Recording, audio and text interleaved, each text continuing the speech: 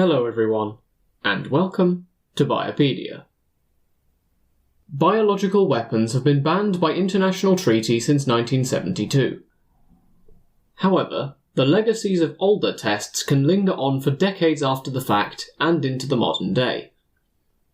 As such, I'm not going to be discussing biological weapons themselves, but rather a test conducted by the UK during the Second World War. In 1942, the UK was afraid that Nazi Germany might use either biological or chemical weapons on the United Kingdom. As such, a programme was set up to test the viability of anthrax bioweapons.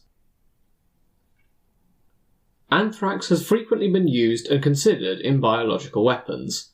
One estimate says that 100 kilograms of anthrax dropped on a major city could hypothetically result in the death of 3 million people. Even when it is recognised and treatment steps are taken, fatality rates can still be as high as 90%.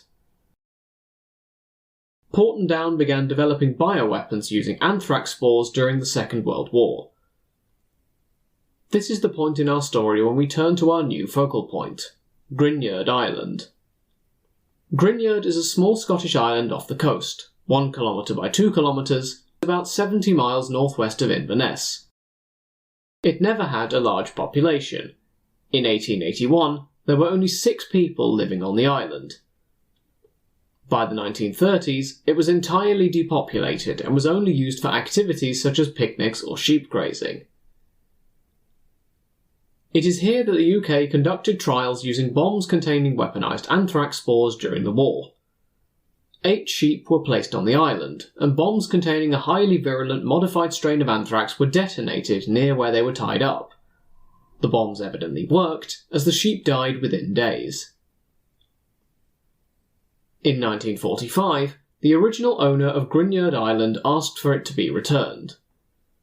However, the Ministry of Supply realised that their experiments had contaminated the island with anthrax spores, which, as we discussed above, could have potentially catastrophic consequences.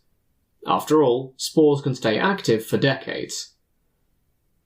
As such, the ministry agreed to buy the island off the owner until it could be successfully decontaminated, at which point they would sell it back for £500. However, nothing really seems to have happened for decades. Instead, a sign was put up warning people that the island belonged to the UK government and that anthrax was contaminating the ground. The sign also cautioned that an order forbade people from landing.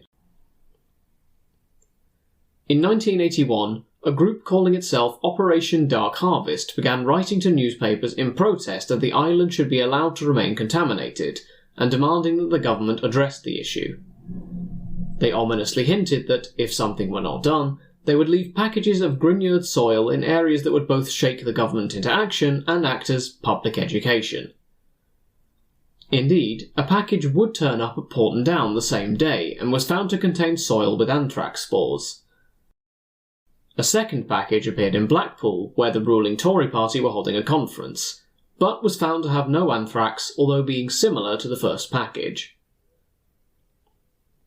From 1986, a real effort was made to decontaminate the island, with formaldehyde being sprayed all over Gruinard and the most contaminated topsoil being removed in sealed containers. The real test was passed when a flock of sheep were grazed there and survived. On the 24th of April 1990, the then junior Defence Minister Michael Newbert would make the journey from the coast to the island and take down the sign, declaring the island safe and ending 48 years of quarantine. On the 1st of May of the same year, the heirs to the original owner of Gruinard bought the island back for the promised £500. However, this decontamination process also had its consequences.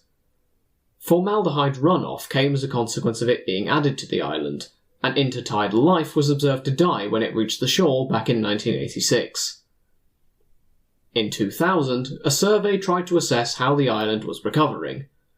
Results showed that intertidal species with direct development, with some exceptions, had lower densities on Gruinard Island compared with the mainland. Even after 14 years, its recovery hadn't yet finished. It should be noted that some species actually benefited from the entire process.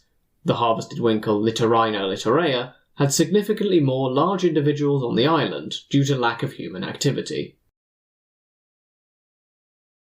In point of fact, Gruinard might still not be entirely safe. Excavations of a medieval hospital have previously found viable anthrax spores which had survived down the centuries, as opposed to the mere decades that they've been on Gruinard Island. The UK's chemical and biological weapons programmes were stopped in the 1950s. And, as a positive way of ending today's episode, Scottish scientists created an anthrax vaccine in 2001, following 2 years of work at Porton Down. As always, thank you all for listening. Feel free to get in touch at the show's email address for any questions, comments, or topic suggestions. And until next time, have a great week, everyone.